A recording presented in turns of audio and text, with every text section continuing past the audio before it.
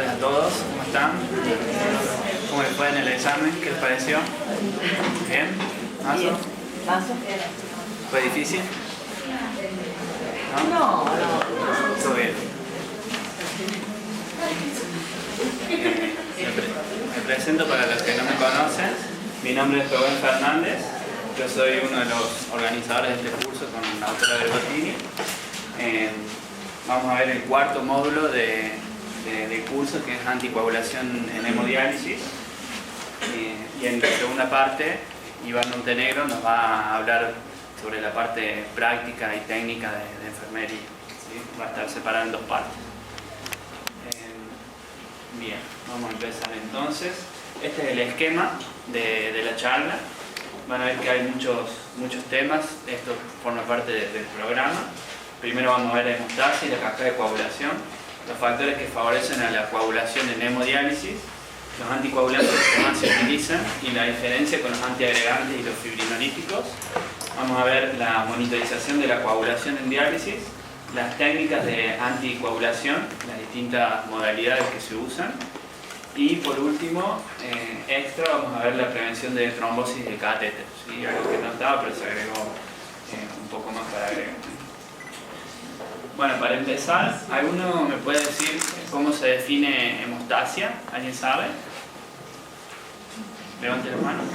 ¿Se anima? Hemostasia, ¿saben qué significa? ¿No? Prevenir la pérdida de sangre. Bien, prevenir la pérdida de sangre. Perfecto. Es la prevención de pérdida de sangre y se forma a través de la formación de un coágulo, ¿sí? Vamos a ver como introducción cómo se forma ese coágulo, ¿sí? Es un proceso complejo. Yo les voy a ir diciendo las cosas que ustedes tienen que saber, ¿sí? Las cosas muy importantes. La coagulación normalmente empieza con una lesión en un vaso sanguíneo y eso hace que se pierda sangre, ¿sí? Para afuera del vaso. Lo primero que aparece es la aglutinación de las plaquetas, ¿sí? Las plaquetas detectan este daño endotelial, este daño en el vaso, y van a ese lugar a cubrir ese agujero que queda, ¿sí?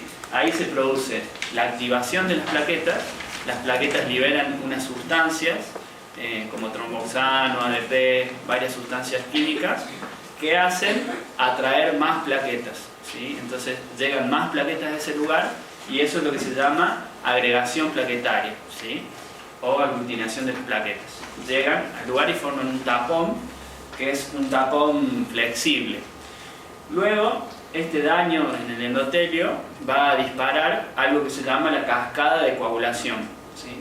La cascada de coagulación la voy a explicar en la próxima diapositiva, pero esa cascada va a terminar con la aparición de fibrina. Fibrina es una sustancia que produce como una red, como algo más firme, digamos, y el tapón pasa de ser laxo a ser algo más rígido, ¿sí? Se forma como una red, como un entramado, gracias a la fibrina, y eso va a hacer que se detengan glóbulos rojos, plasma y otras sustancias para formar el coágulo, ¿sí? Entonces, así es como se forma el coágulo sanguíneo. Una vez que se formó el coágulo, el endotelio, la pared del vaso, se va a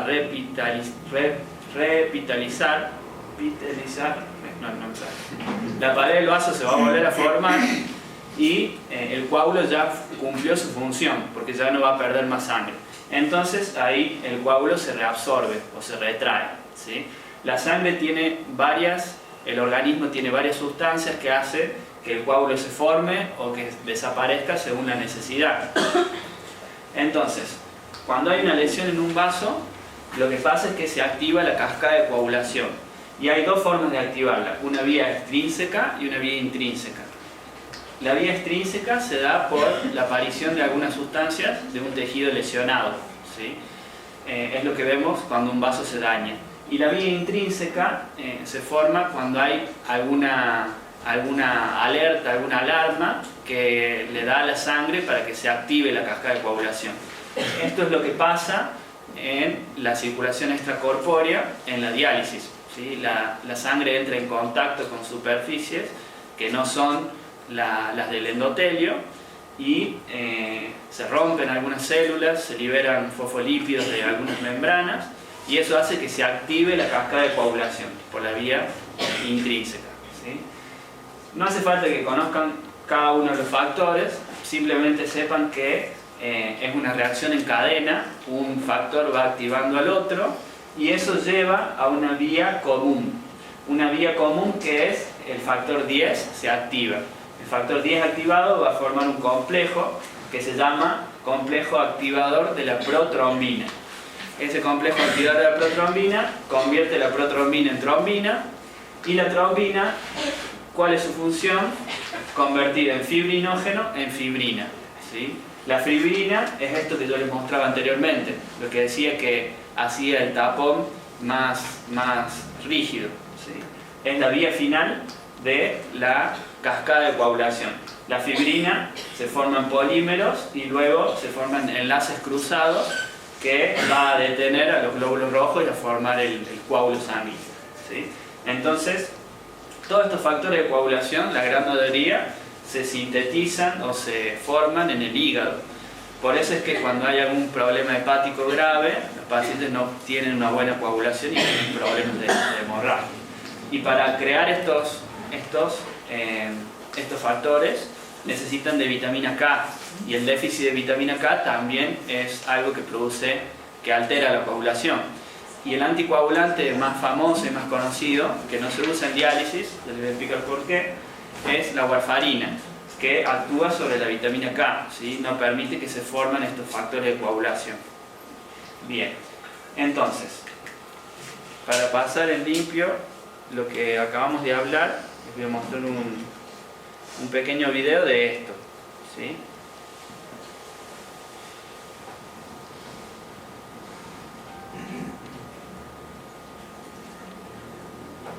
Esto es el interior de un vaso sanguíneo. Acá hay una lesión, pasan glóbulos rojos para afuera y las plaquetas, que son estas, se adhieren a la lesión del vaso, ¿sí?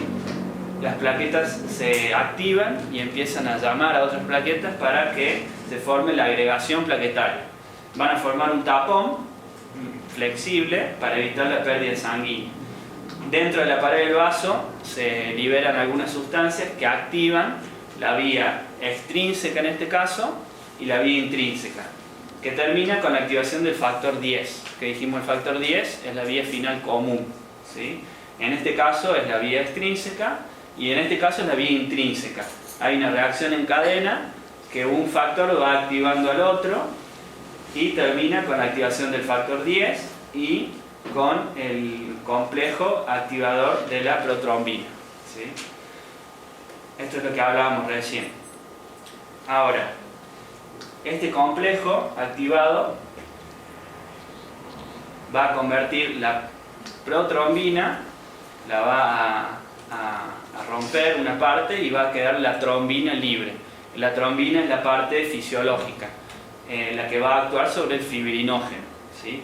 Entonces se forman muchas moléculas de trombina que hacen, tienen una retroalimentación positiva, van a traer a más moléculas de trombina, más plaquetas, van a formar de vuelta la cascada y acá el fibrinógeno, que es todo esto, lo convierte en fibrina y las fibrinas se van a unir y van a formar una red, una malla que para detener a los glóbulos rojos, a las plaquetas, al suero para formar el coágulo, ¿sí?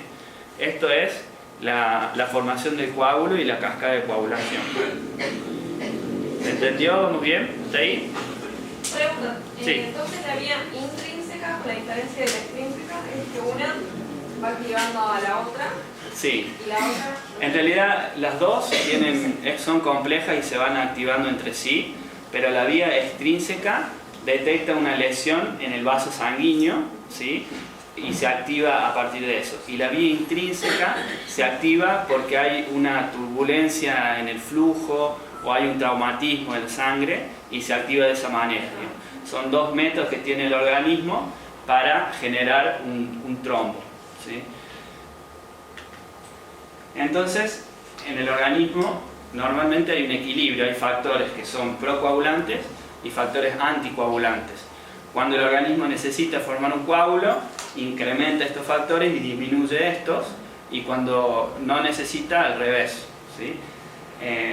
Uno de los factores anticoagulantes es la heparina. La heparina normalmente se sintetiza en el ser humano y nosotros la usamos a una dosis mucho más alta para usar su acción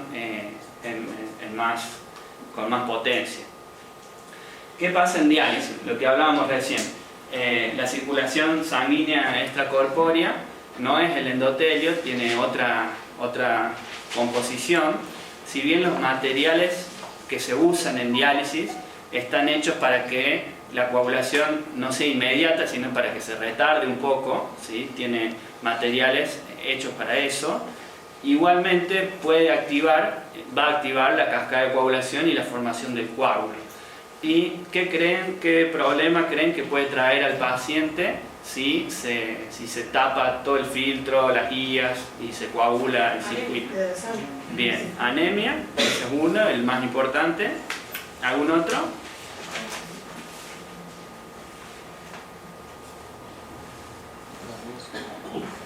Muchas veces pasa que hay que finalizar la diálisis antes, entonces no va a tener la dosis que le indicamos, el tiempo que le indicamos, o sea, puede llevar al tiempo a tener subdiálisis y baja dosis. Y otro problema es que ese filtro probablemente va a haber que descartarlo, no se va a poder reutilizar. Entonces también trae problemas de costos, de pérdida de filtro o de menos reutilización del filtro. Entonces esos tres problemas son los más importantes. Cuando se tapa el filtro y las guías, más o menos lo que se pierde de sangre es entre 100 y 180 mililitros, ¿sí? Eso es lo que tiene por dentro el filtro y las guías. Depende del tamaño del filtro, cuando es más tamaño más sangre se pierde, ¿sí? Entonces vamos a tratar de evitar esto. ¿Y cómo lo hacemos? Habitualmente con anticoagulación. Vamos a ver qué anticoagulante se utiliza. Y hay un problema con la anticoagulación. El principal problema tiene varios efectos adversos, pero el más importante es el riesgo de sangrados en pacientes que están en diálisis, que tienen enfermedad renal crónica, que ustedes saben que tienen una disfunción de las plaquetas y tienen una tendencia al sangrado ya de por sí. Entonces, la heparina puede traer como riesgo, o la anticoagulación, el sangrado, ¿sí? Que es lo que vamos a tratar de evitar también. Ahora, el riesgo de trombosis o del filtro, de que se tape el filtro, es más o menos entre el 5 y el 10%, teniendo los cuidados necesarios de los que vamos a hablar, ¿sí? Y el riesgo de sangrado en un paciente ambulatorio que no tiene alguna predisposición es bajo usando heparina, normalmente es bajo. Ahora, en los pacientes que tienen alto riesgo de sangrado, que también ya les voy a mostrar cuáles son, el riesgo de resangrado o de tener un sangrado grave es alto, entre el 25 y el 50%. Entonces uno siempre tiene que poner en la balanza, ¿sí? Los riesgos y los beneficios de la anticoagulación. Si es un paciente de bajo riesgo, se puede anticoagular porque vamos a evitar la pérdida del filtro. Si es un paciente de alto riesgo, probablemente haya que evitar la anticoagulación y asumir el riesgo ¿sí? Lo vamos a ir viendo durante la charla.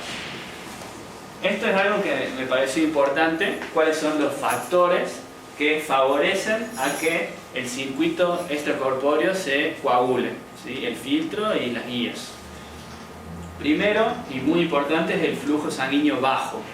El flujo sanguíneo, cuanto más bajo sea, más chances hay de que se trombose el filtro, ¿sí? Y esto lo podemos llevar al organismo también. Por ejemplo, los pacientes que están en reposo mucho tiempo, postoperatorios muy prolongados, hay éstasis venosa, se llama, o sea, hay poco flujo en las venas, hay estancamiento de la sangre y eso predispone a que el trombo se forme.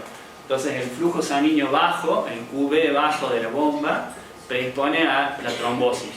Ni hablar si la bomba está detenida, peor todavía, ¿sí? Entonces siempre que suena la alarma y se para la bomba, hay que estar atentos para tratar de resolver el problema rápido. Eso por un lado. Por otro lado, el hematocrito elevado. Cuando el hematocrito está muy alto, hay hemoconcentración, hay más cantidad de glóbulos rojos, de plaquetas, de factores de coagulación, y eso predispone a que se forme un coágulo. La tasa de ultrafiltración elevada también.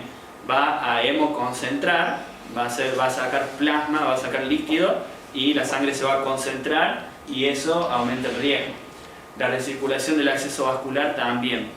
¿Por qué? Porque va a haber menos flujo, va a haber más turbulencias en recorrido.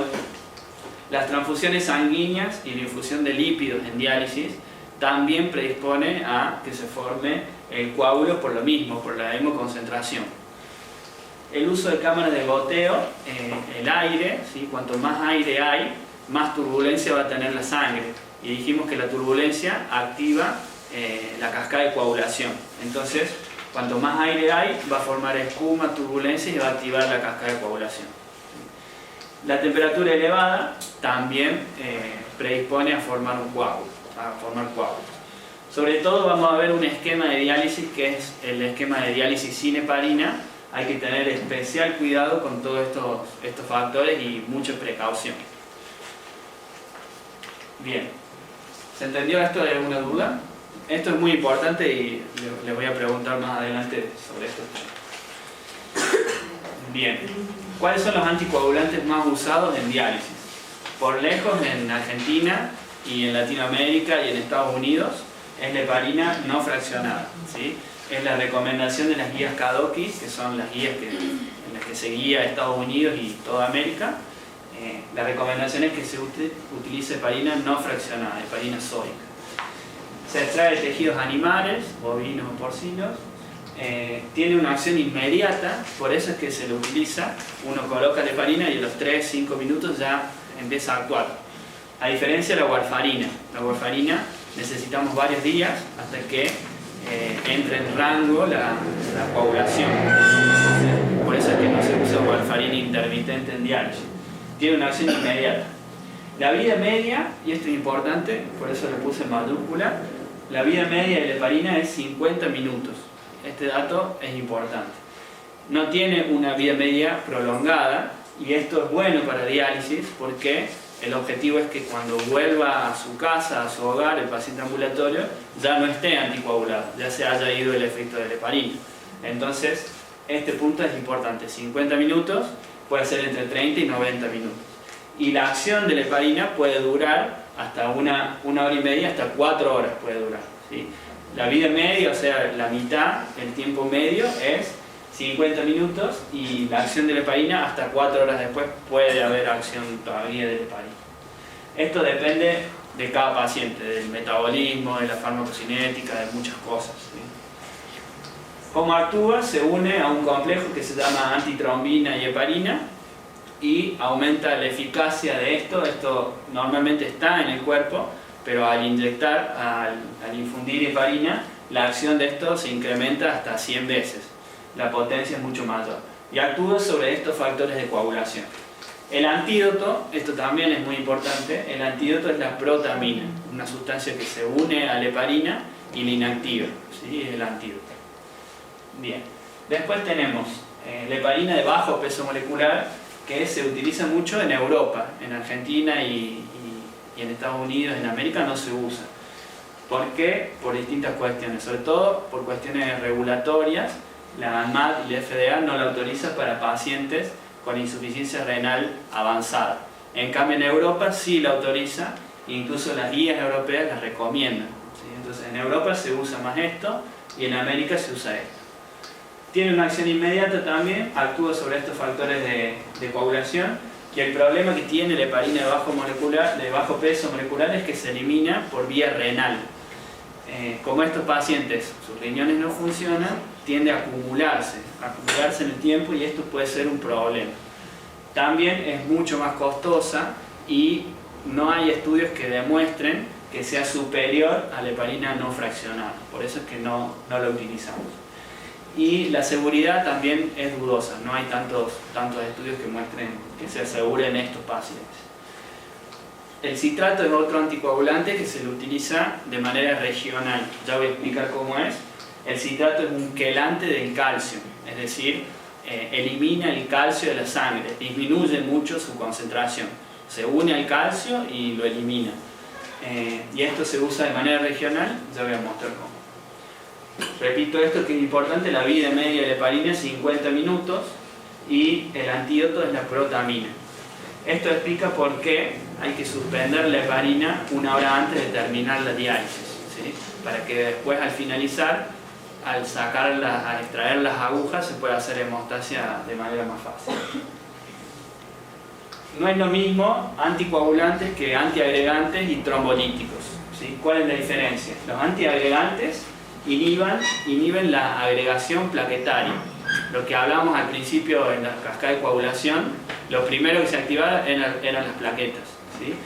El ácido acetilsalicílico, la aspirineta, actúa sobre la activación plaquetaria. La lesión de la placa libera estas sustancias que producen adhesión y liberación de plaquetas que liberan tromboxano y ADP, dijimos, y esto hace que las plaquetas se contraigan y se activen.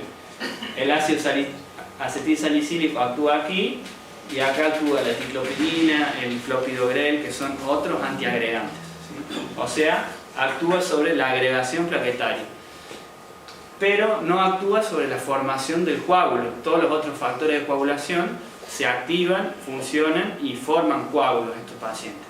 Es decir, un paciente que está tomando un antiagregante, aspirina o clopidogrel, ¿ustedes creen que necesita además anticoagulación en diálisis o no?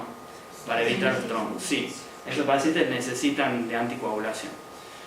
El riesgo de sangrado es mayor porque tienen además alterada la agregación plaquetaria, pero necesitan igual porque si no van a trombosar el filtro.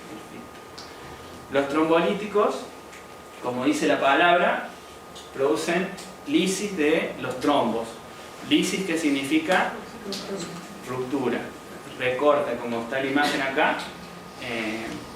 El plasminógeno se activa a partir del activador tisular del plasminógeno y forma plasmina, y la plasmina es lo que rompe el coágulo, ¿sí? Destruye el coágulo. Esto actúa una vez que el coágulo ya está formado. El más común y el que más se usa es el activador del plasminógeno tisular recombinante, que es esta misma enzima creada, digamos, sintetizada. Y se usa sobre todo cuando hay un infarto, una ACV, y se lo detecta tempranamente para romper ese coágulo y resolver el problema. O cuando el catéter está tapado, está trombosado, una forma de destaparlo es con trombolíticos, ¿sí? Los costos son muy altos, por eso no se usa habitualmente, pero en otros lugares donde los costos son más baratos se utiliza mucho para destapar los catéteres de los coágulos, ¿sí? Son trombolíticos.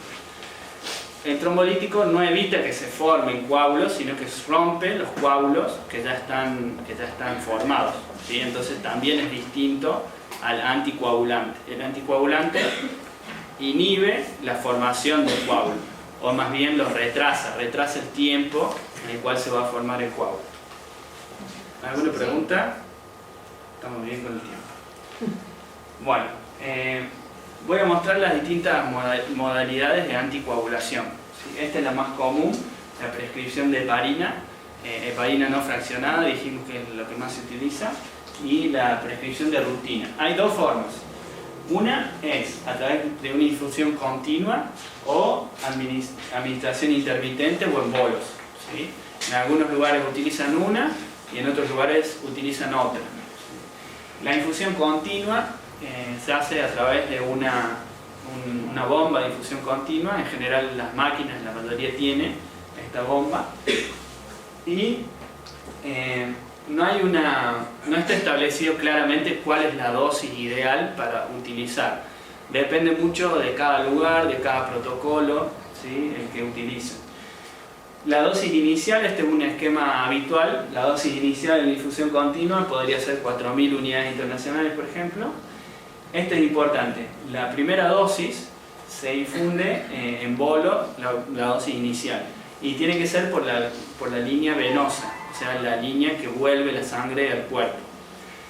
Y esto es lo que dicen los libros, que muchas veces no se cumple, pero la primera dosis de heparina hay que esperar entre 3 a 5 minutos para iniciar la diálisis, ¿sí? Esto normalmente no se cumple porque todos sabemos el apuro que hay en diálisis, los pacientes que entran, que bueno, no es tan simple.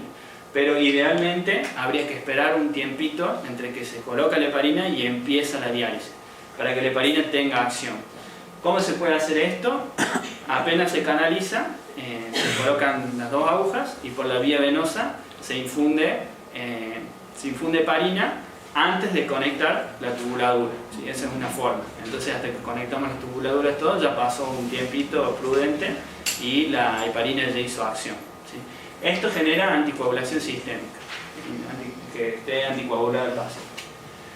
Después hay una dosis de mantenimiento, que puede ser, por ejemplo, 1200 unidades internacionales por hora, por la vía arterial. Donde va la heparina es por la vía arterial. Este es un tipo que es la infusión continua. Después está en bolos o intermitentes. La dosis inicial puede ser 4000 como en la anterior, o en algunos lugares usan ajustado al peso corporal del paciente, que puede ser entre 75 a 100 unidades kilo, ¿sí?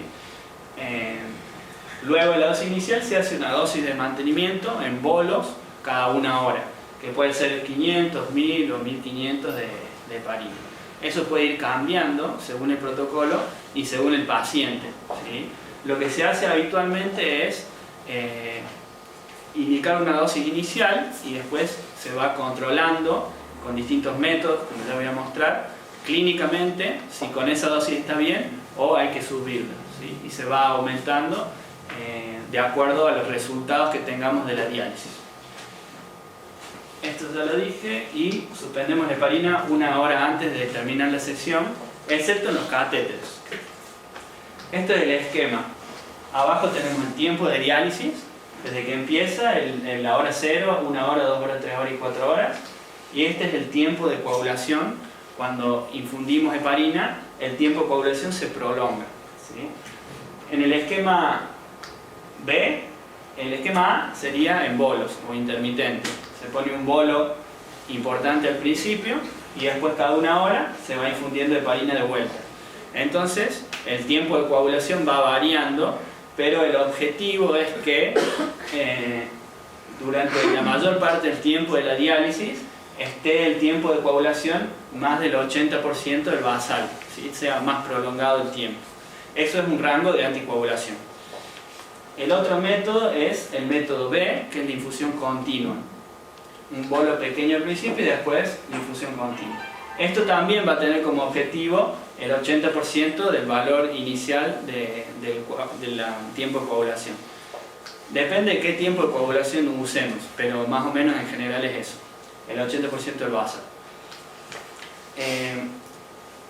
Al suspender la heparina 1 hora antes, el objetivo es que al final de la diálisis este 80% pase al 40% del valor inicial, el tiempo en el cual se forma el coágulo. ¿Por qué? Para poder hacer hemostasia en el caso de la fístula y las prótesis. En el caso de los catéteres se puede dejar la infusión hasta el final, ¿sí? O se puede suspender antes, depende del paciente. Esos son los dos esquemas más habituales que más se utilizan en la práctica. No se recomienda actualmente hacer controles y monitoreo sanguíneos del tiempo de coagulación. Normalmente la dosis de diálisis se indica arbitrariamente y se va corrigiendo de acuerdo a los resultados, ¿sí? Por cuestiones logísticas, de costos, de muchas cosas, no se mide la coagulación en todos los pacientes durante las diálisis, ¿sí? Si hace falta se puede medir en un paciente especial y específico, pero habitualmente no se lo hace. Esto también es muy importante, el control de la coagulación durante la hemodiálisis. Y esto, enfermería tiene un rol principal, ¿sí? Primero, la inspección visual. Observar el filtro, las tubuladuras, ver la sangre y ver signos que me van a predisponer, me van a decir que luego va a haber una coagulación. Por ejemplo, la sangre oscura. Cuando la sangre está oscura es que se está por formar el coágulo. Cuando hay sombras o rayas negras en el filtro, eso también es la fibrina que se está formando. Cuando hay espuma o trombos o turbulencias o un flujo retrógrado, ¿sí? Todo esto favorece la coagulación. Y cuando vemos coágulos, obviamente. Otra parte importante, muy importante, es el monitoreo de las presiones.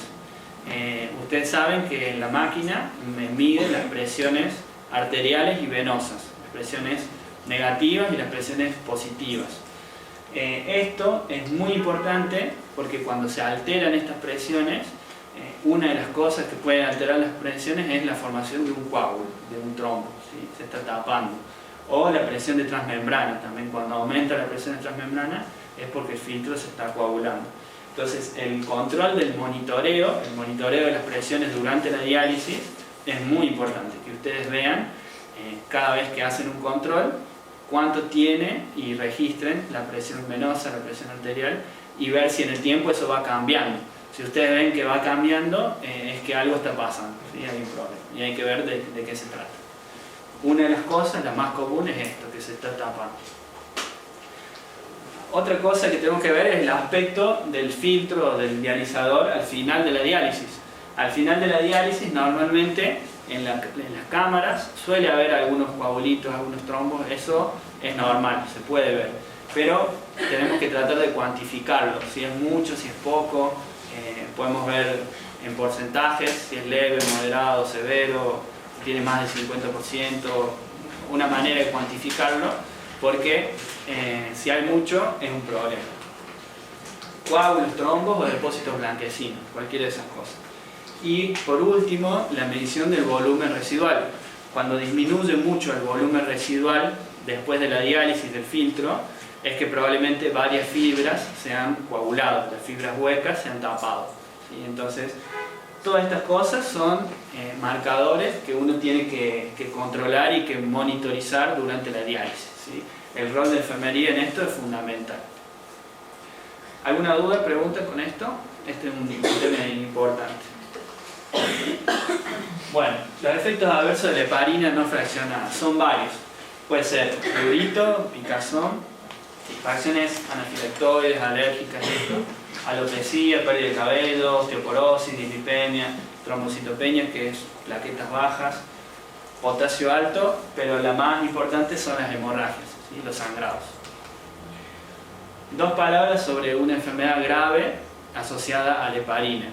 Hay una enfermedad que se llama trombocitopenia inducida por heparina, que se genera anticuerpos gatillados por la heparina. Cuando se expone la heparina en la sangre se generan anticuerpos y esos anticuerpos van contra las plaquetas.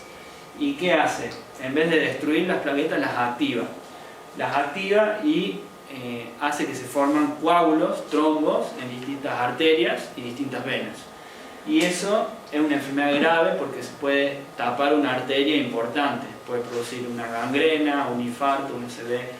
Entonces, esta es una enfermedad grave producida por la heparina. El tratamiento es hacer diálisis sin heparina o alguna otra anticoagulación o diálisis peritoneal. Bien, entonces vimos el esquema habitual, que es heparina estándar, en bolos o infusión continua, ¿sí? ¿Hay alguno que sea enfermero de diálisis que trabaje actualmente acá, ahora? ¿Auro? Sí. Ustedes, nosotros en el hospital privado, usamos continua o en bolo. En bolo, digamos. En bolo, intermitente. Sí. ¿Alguien más trabaja en diálisis? Allá. ¿Ustedes utilizan continua o en bolo? ¿Las dos? ¿Depende del paciente o de la máquina que esté? O... estandarizado, realmente se usan, la mayoría de los pacientes usamos dos. Hacemos un inicial, un bolo inicial y después la tenemos oral. Y después la ponen a la bomba de infusión, claro, que pasa directamente. Bien. O sea, esa sería la infusión continua. Tiene un bolo inicial y después el mantenimiento. Nosotros le ponemos en el sistema, en las guías antes de conectar al paciente. Bien. ¿Eso lo usan con todos los pacientes o algunos nomás? Con todos. Con todos. Bien. Ahí voy a explicar eso de la anticoagulación durante el purgado del sistema. Eso normalmente se puede usar también según el protocolo del lugar y en la diálisis sin heparina es lo más común cuando se suele usar. Las indicaciones de diálisis sin heparina es otra modalidad en el cual los pacientes no pueden recibir heparina porque tienen alguna contraindicación. ¿Cuáles son las contraindicaciones? Que tenga una hemorragia activa, o sea que esté sangrando por algún lado, por algún lugar. Una hemorragia cerebral, que la heparina va a hacer que se expanda esa hemorragia y que empeore. Coagulopatías, problemas en las plaquetas o en la coagulación. Que tenga una cirugía reciente con riesgo de sangrado, ¿sí? No cualquier cirugía, sino esta sobre todo.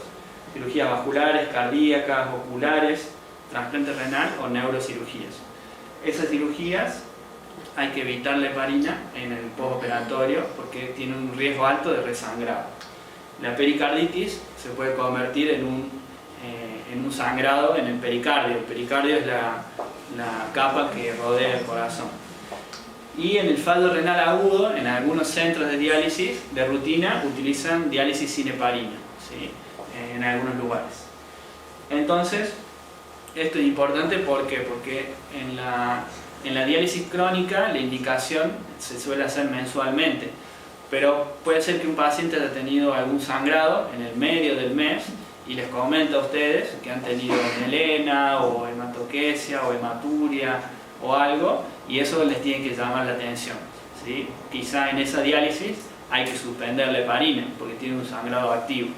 O si están dializando un paciente internado que tiene un drenaje y tiene sangre, bueno, ese también no hay que hacerle heparina, ¿sí? Normalmente en esos pacientes se hace diálisis sin heparina. ¿En qué consiste la diálisis sin heparina? No infundir heparina, obviamente. En muchos lugares se hace la del purgado, que ahí lo explico. Esto es muy importante. Se hacen lavados con solución fisiológica más o menos cada 15 minutos, ¿sí? Que puede ser entre 50 mililitros, 100 mililitros, 200 mililitros, depende del lugar y de cómo estemos acostumbrados a hacerlo, ¿sí? ¿Esto para qué sirve? ¿Para qué creen que puede servir los lavados? Para evitar que se coagule, está bien, pero ¿de qué manera?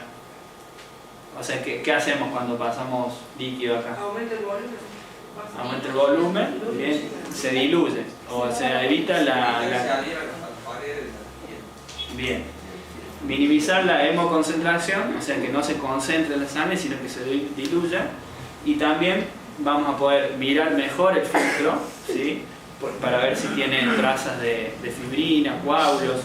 Normalmente se clampea acá, se pasa solución fisiológica para que se limpie bien el filtro y podamos ver bien. Y después se desclampea para que pase la sangre. Y también eso va a limpiar y va a arrastrar trazas de fibrina hacia el atrapador de burbujas, ¿sí? Entonces tiene esas múltiples funciones. Y esto hay que hacerlo más o menos cada 15 minutos, cada 20 minutos. Es complejo porque el técnico tiene que estar encima del paciente. Cuando hay una diálisis sin heparina, es muy importante que estemos observando todo el tiempo esto.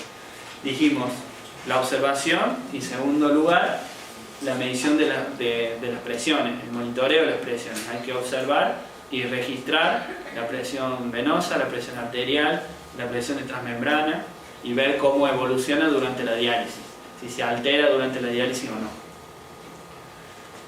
Este líquido que le infundimos lo vamos a agregar a la ultrafiltración, ¿sí? Tenemos que calcular previamente cuánto le vamos a poner para que no sobrecargar al paciente.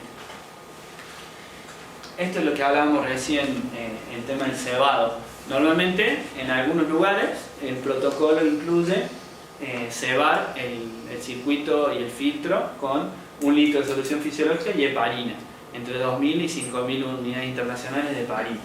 Esto es opcional, algunos lo hacen y otros no, y el objetivo es que se impregne la heparina en el filtro y en las tubuladuras. Entonces, recomendaciones. ¿Qué dirían ustedes que hay que tratar de hacer en estos pacientes para disminuir el riesgo de que se coagule el filtro? ¿Qué cosas creen que podemos hacer para evitar que se coagule? La bomba no vaya baja. Bien, la bomba alta, eso es muy importante, más de 300 si se puede, hasta 450 se puede subir, depende del paciente obviamente y siempre consensuando con el médico. porque a veces puede haber un síndrome de desequilibrio cuando la bomba esté muy alta, entonces siempre hay que consensuarlo, pero tratando de que no esté baja. ¿Alguna otra cosa? Cámara de aire. Bien, la cámara de aire que no tenga mucho aire, tratar para que no haya tanta turbulencia, perfecto. Evitar la temperatura. Bien, bajar la temperatura, esa es otra cosa. Evitar que la bomba se pare. Evitar que la bomba se pare, y si se pare hay que ir rápido a ver qué está pasando. Bien, muy bien.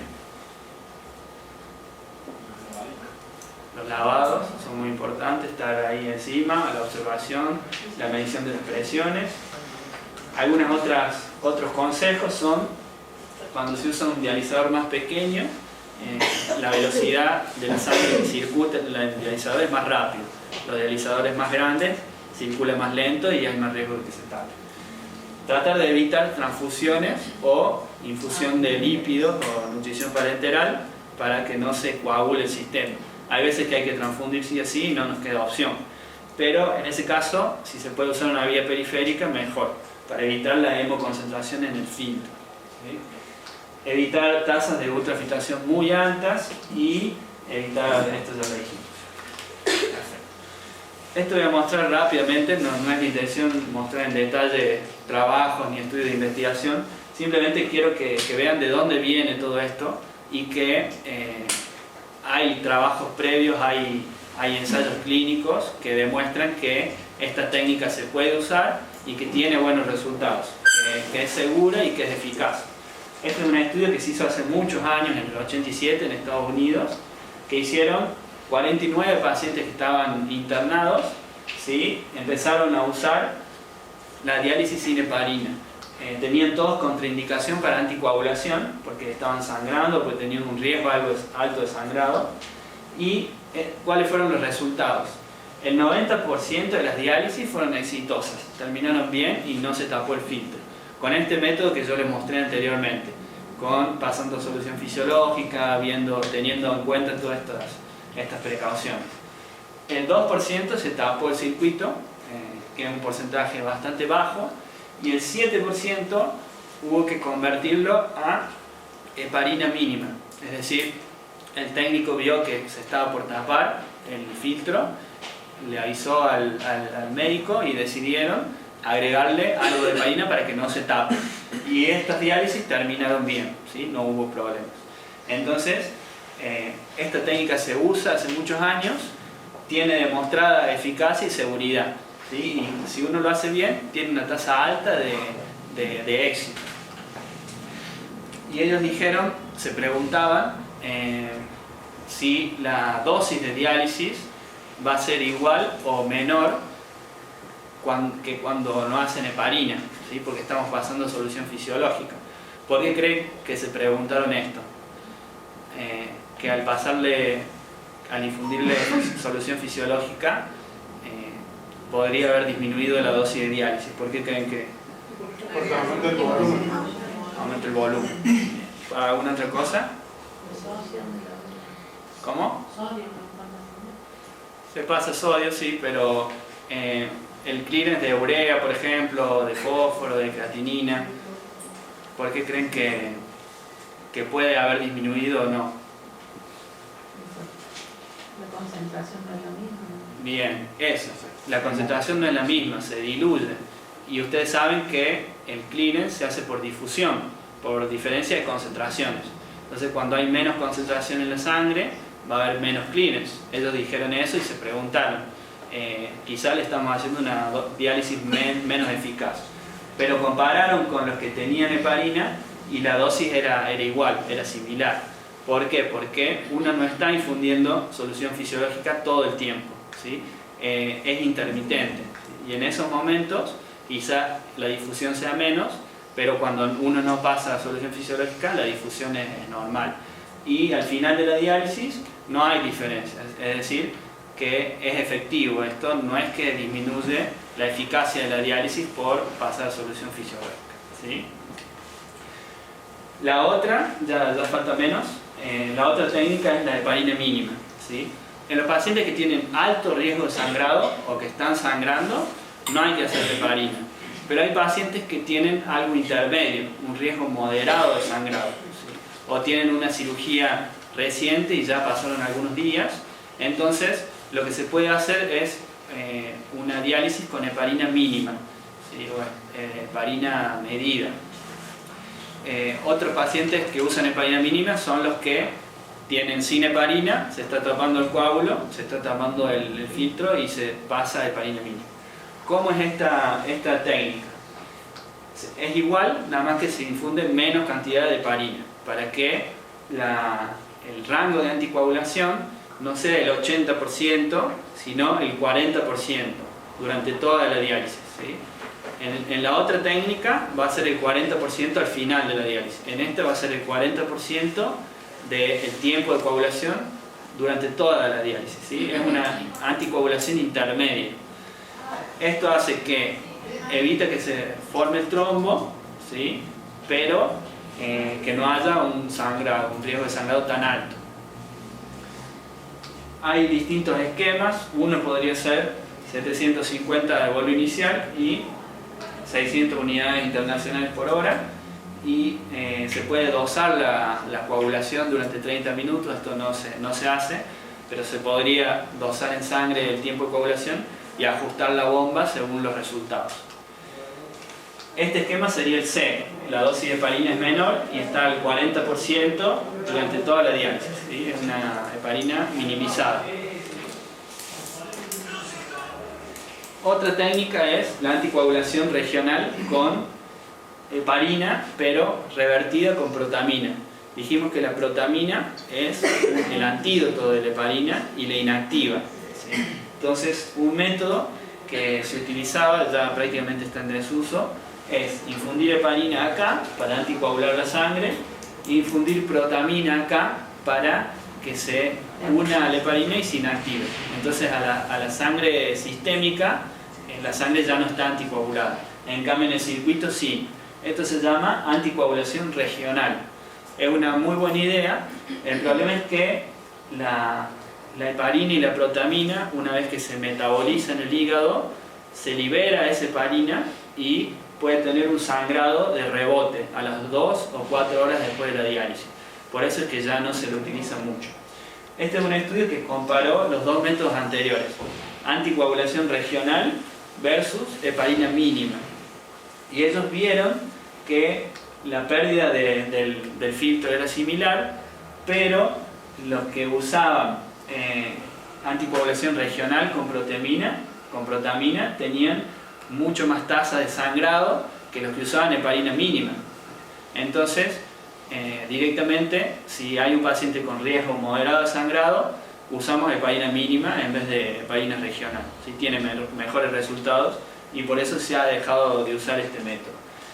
Otro método que tampoco se usa mucho, pero se podría usar, es el método anticoagulación regional con citrato. El citrato es un quelante del calcio, es decir, elimina el calcio de la sangre, baja mucho la concentración. En la cascada de coagulación, no sé si llegaron a ver, pero prácticamente en todos los procesos químicos necesitan calcio. Para formar un coágulo se necesita calcio. Cuando no hay calcio no se forma el coágulo.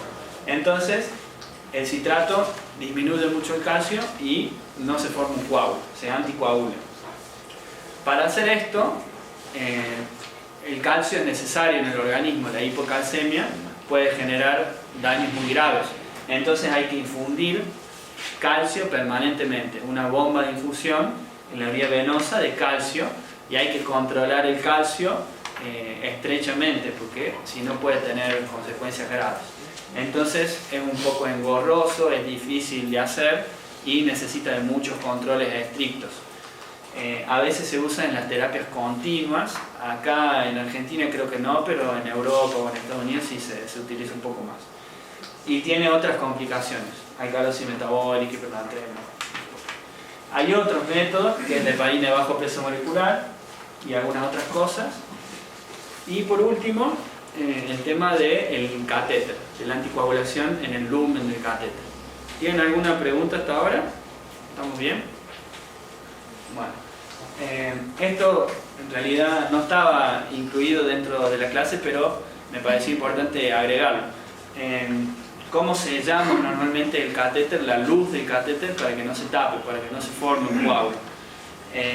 Hace mucho se sabe que la heparina reduce el riesgo de que se tape ese catéter por dentro, ¿sí? En los estudios que compararon con solución fisiológica, por ejemplo, a algunos le ponían solución fisiológica en la luz y a otros heparina, y vieron que la heparina era mejor, claramente.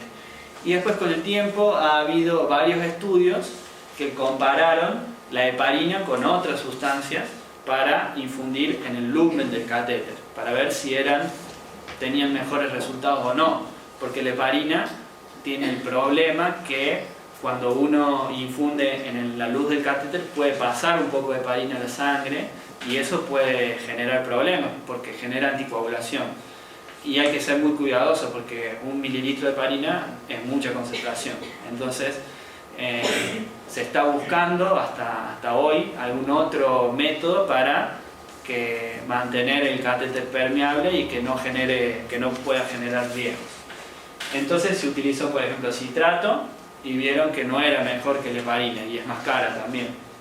Se utilizó sustancias con antibióticos, mezcladas con antibióticos, y tampoco es mejor para prevenir trombos.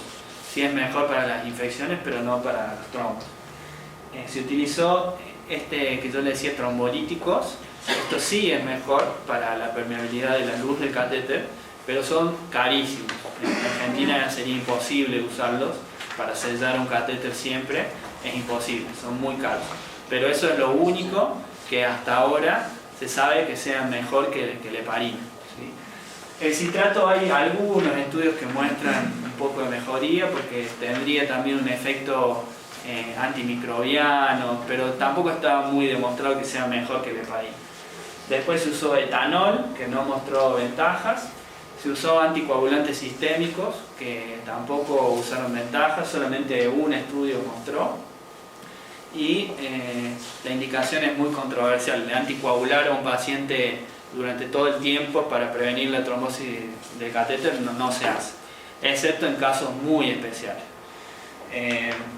Y después, estudios que compararon heparina a bajas dosis o heparina diluida para sellar el catéter.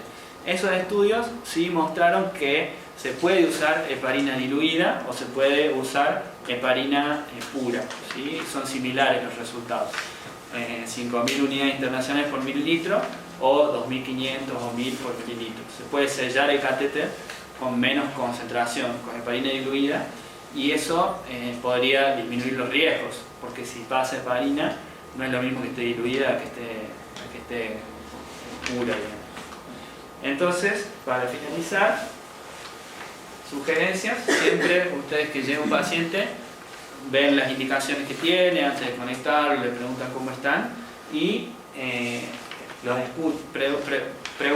se preguntan ustedes mismos si puede usar heparina o no, porque puede haber habido un cambio entre la indicación y el estado clínico del paciente, si tuvo algún sangrado básicamente.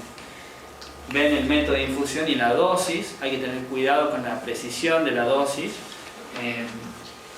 Preguntarse esto, si tuvo algún sangrado, si tuvo una cirugía reciente, alguna contraindicación.